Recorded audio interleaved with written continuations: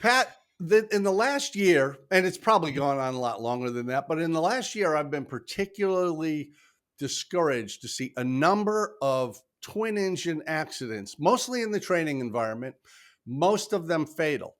And I love flying twin engine airplanes. I used to own an air cam. If I could get a Seneca, I'd be a thrilled guy. But flying a twin has some challenges that flying a single doesn't have. And I think it's worth talking about that because so many people are in the pipeline to the airline career. Don't be afraid of the twin, but understand it because this is not your grandma's Cessna 152. Yeah, you have to respect it, that's for sure. But I'll tell you, there's something mighty cool about grabbing a fistful of throttle and Oh, pushing you're that not thing kidding. forward. And oh, ho, ho, ho, Oh, I when I feel, stepped up from the 172 that I got my instrument to the Piper Seneca that I got my multi-private in, yeah, whoa, all of a sudden I got 400 horsepower. uh-huh. I'm liking this. Yeah, yeah. I got my multi in a Travel Air, and I got my multi-engine instructor in an Aztec. And Hmm. since then, I don't have a ton of multi time, but since then, I've had a chance to fly some Barons and a, a Geronimo actually, which is the Apache conversion of that old Piper product. It re-engined it from 150 engine horses to 180 per side, and beefed up the vertical stabilizer and some other stuff. And that's just that airplane is a beast. I love that airplane, Geronimo. Well, and I used to own an air cam. I loved that thing. That was all the fun in the world. It's like a twin engine Piper Cub, Yeah, but because of the horsepower and the lightweight, you got 200 horsepower, but very lightweight. right. I could get almost 2,000 feet a minute out of that climbing solo. And Amazing. that's incredible. I mean, I could be at pattern altitude when I cross the end of the runway. It's just amazing. It's like But a kite. it really is. But as a matter of fact, I did just sign up to get my multi seaplane, and it will be in an air cam. So I don't have a date yet, but that's on my calendar for this year. It's time to add a multi sea. I'm green with envy here because I've been thinking a little bit about doing that. Is kind of the last thing I want to get is the multi C, and I've been kind of kicking that around a little bit. I've done it. I've just never been certified for it. I've flown with other people. But Right. let's talk about some of those unique attributes to a twin. One of them being blue line. Most single engine pilots are used to the color codes on the airspeed indicator, the white arc, the green arc, the yellow arc, the red line. But when you fly twins, there's a blue line. And man, that speed is critically important.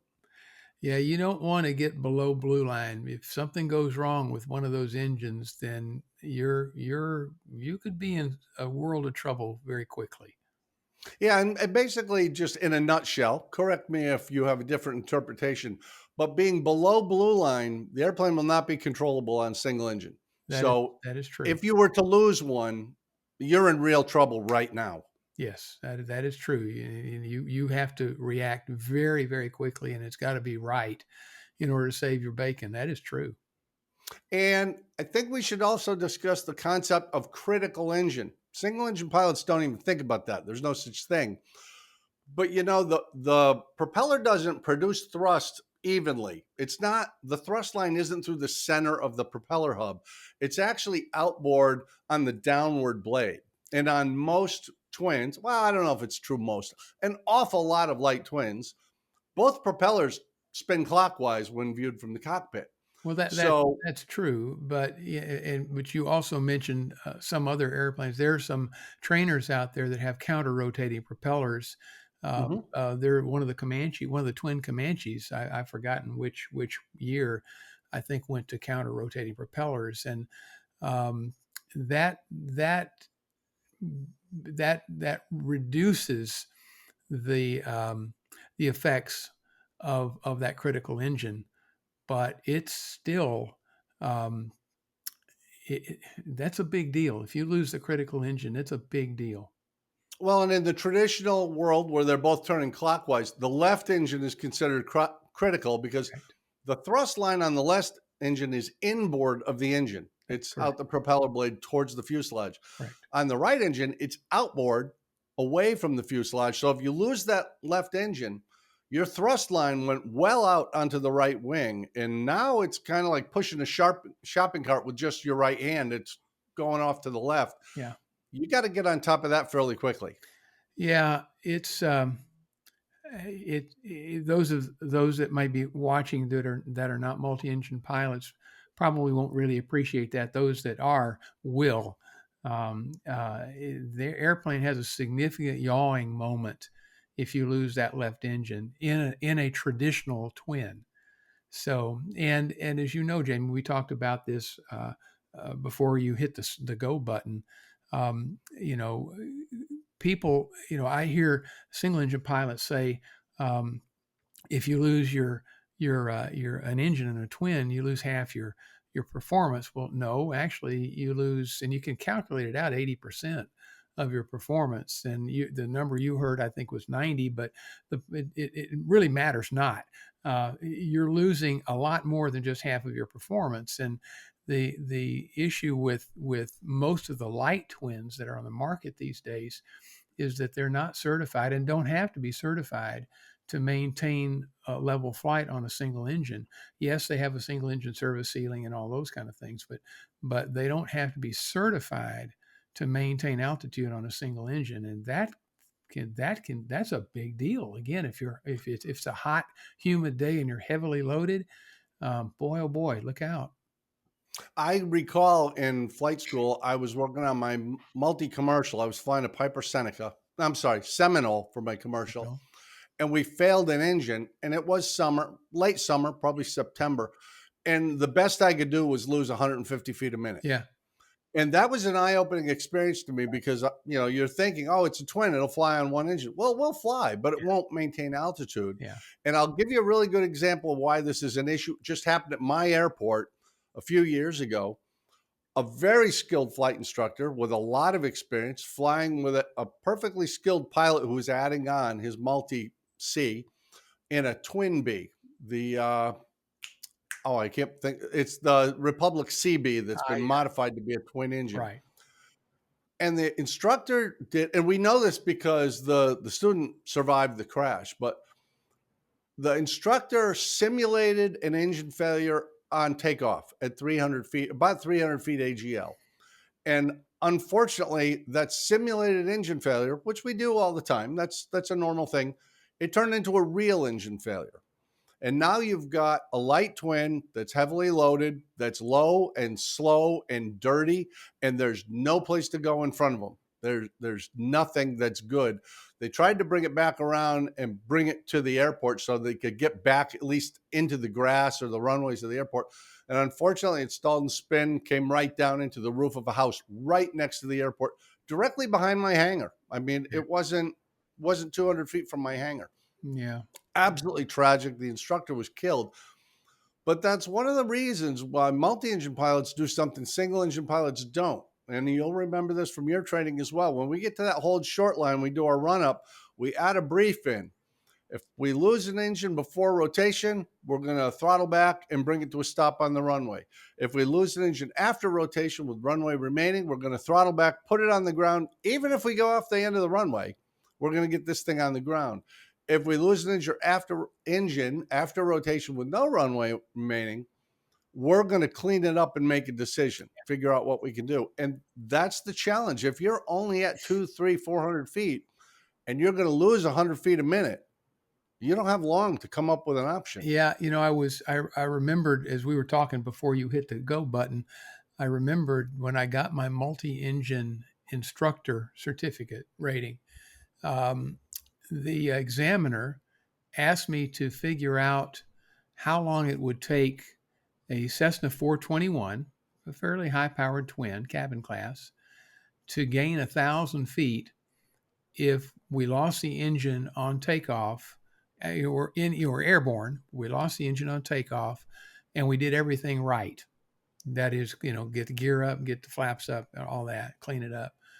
I don't remember what the exact number was, but it was something like 12, 13, 14 miles or something like that before we would even make it to 1,000 feet. It might have been more than that. I just remember that the number was astronomical as to what I would have expected that to be. So Hmm. it's scary. I don't do multi check rides, and part of that reason is, Clint Eastwood, I think, said in Dirty Harry, a man's got to know his limitations, and Yep. and I don't fly multi enough to feel comfortable getting in an airplane that I may not have had a lot of time in with an applicant that I absolutely knew nothing about, um, and going up and doing a VMC demo that is flying around with one engine and seeing just how far we can pull that thing back, until we lose directional control, which is at that point VMC. So, and I'm just not comfortable enough to do that. So I declined the invitation of the local FISDO to put multi-engine on my letter of authorization. For that reason, my brother, who is a retired airline pilot, excellent pilot, when I got my multi years ago, he said, the typical proud of you, bro, and all that kind of stuff. He said, but if you're not going to fly multis a lot, he said, don't fly them at all. And Yeah. and I would say that is really good advice. It's one thing to get the to get the add-on, but that is a really perishable skill. I was fortunate that I had a friend, still have a friend, she's not flying anymore, had a Geronimo, the Geronimo that I was talking about, the modified Apache. And she Hmm. lost her medical, so she put the airplane up for sale. And this is a time several years ago when airplanes weren't, especially twins, weren't moving really fast. And she said, "Look, there were two brand new engines on the airplane. It's not good for these engines to sit unrun, and of course not." She said, "Just put gas in it and fly it as much as you want to until the airplane sells." And so it's like, "Whoa, yeah, I get to fly a twin for gas." And and so I probably put 50 or 60 hours on that airplane over the course of time. But I remember every single time getting in that airplane and lining up and advancing the throttles and making sure the engines are running exactly and doing exactly what they were supposed to do. Going through that exercise is what am I going to do if I lose an engine? And honestly hoping that if in fact that happened, I would remember to do all of those things that I had just talked myself through, because that particular airplane was heavy enough that it would not climb on a single engine. Now, some of them will, uh, Hmm. depending on how they're loaded. A Baron 58, for example, will fly quite nicely on a single engine with two people on board.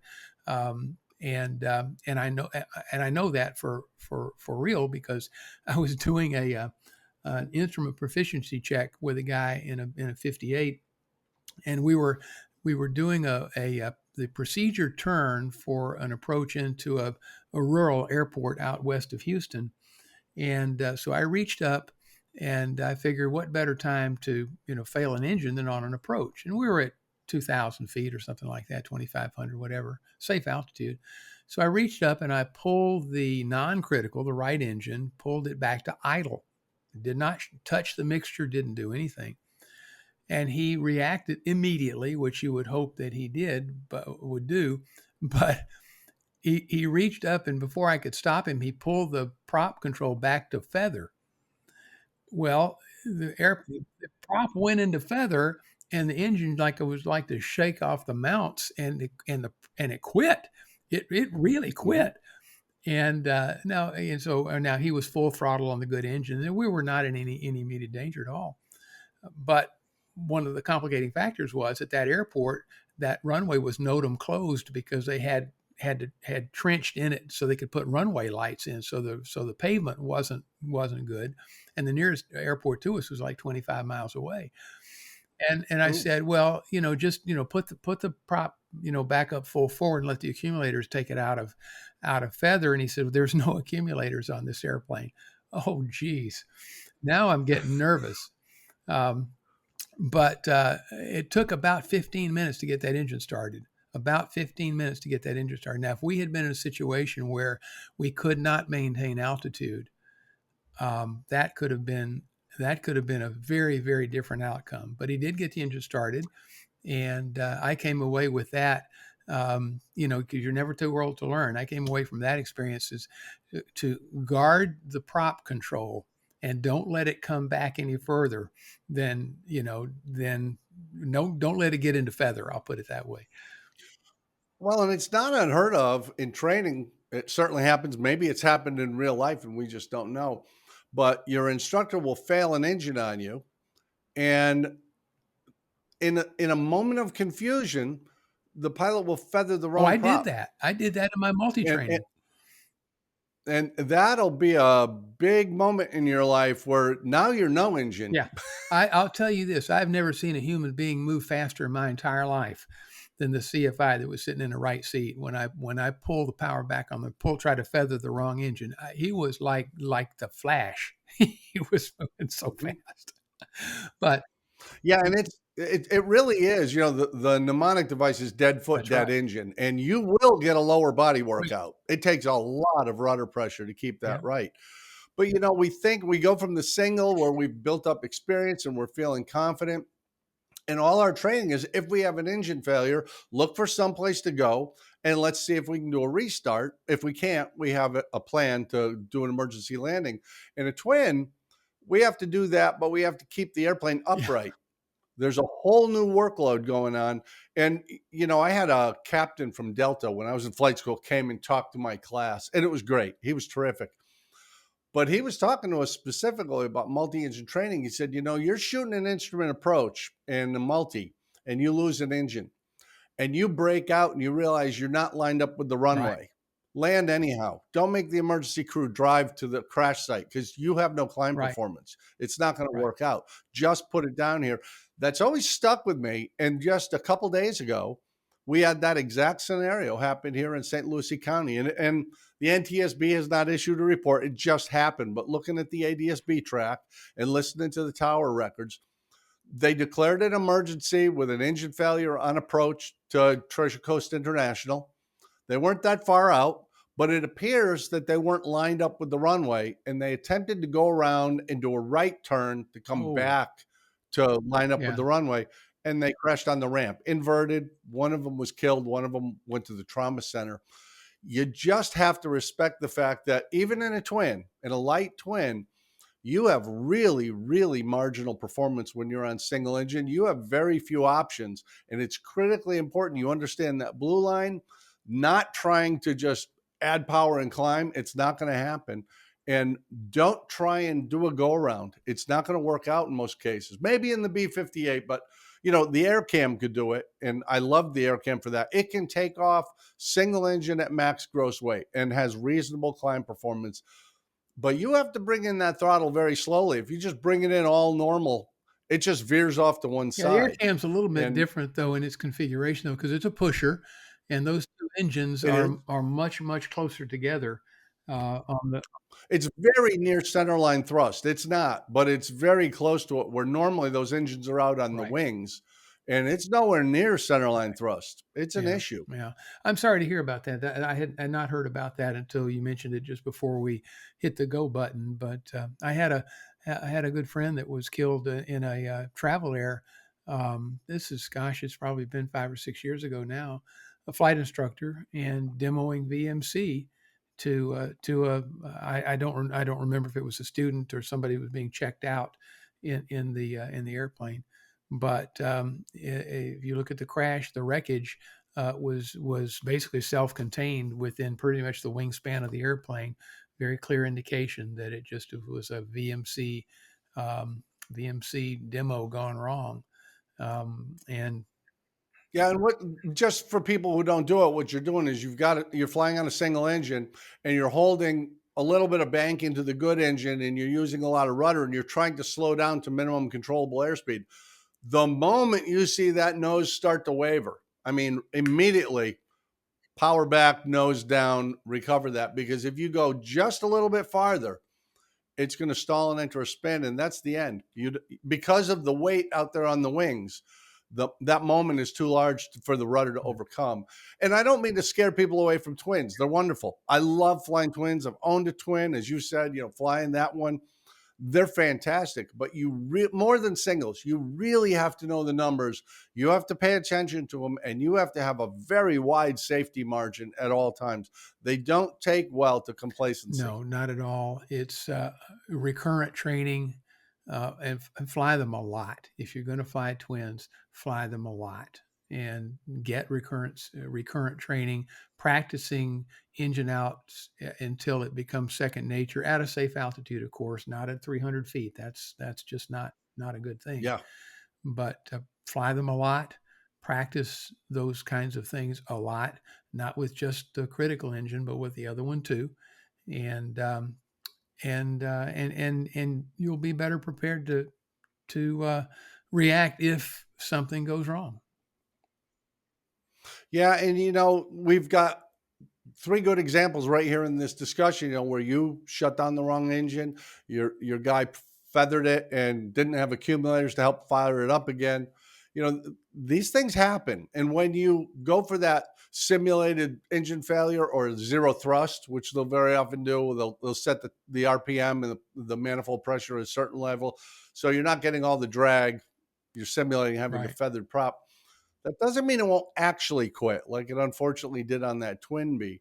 And now you're really in it. You've got to do it right the first time, and it's got to work out. And as you say, with that big Cessna, it could be miles before you can get to pattern altitude. Everything happens very slowly in terms of climb, very rapidly in terms of Yeah. descent. So I guess the bottom line here is if you're going to fly twins, fly them often.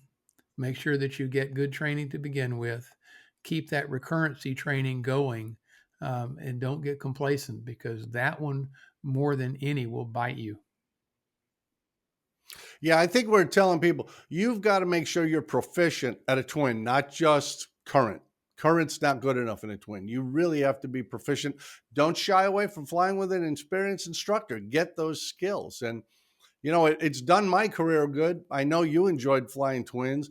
There are so many people in the pipeline to be airline pilots now. You're going to get that multi-engine training, but really take that seriously. That is not the place to stay up late the night before and, well, I'll figure it out Right. as I go. You really want to be on top of things with twins. And I don't mean to be dark, but there have been a number of accidents. And unfortunately, those are just people went a little too far in that VMC demo or didn't react correctly to an engine out. Unfortunately, that can go So bad. true. Pat, I can't thank you enough for talking about a potentially uncomfortable subject, but something that every airline pilot has been through. We all have to go there. I don't want to scare people away from them, but I do want to encourage them. Aspire to be good, really be on top of it. And Pat and I will do the same thing. We will try very hard not to disappoint you as we go through our lives, pathetic as they may be. Are we done here? Yeah, I think we could say click the like button, share this video on social media. Of course, subscribe to the channel, and we'll meet you back here next time on Adios. MadPropsAero.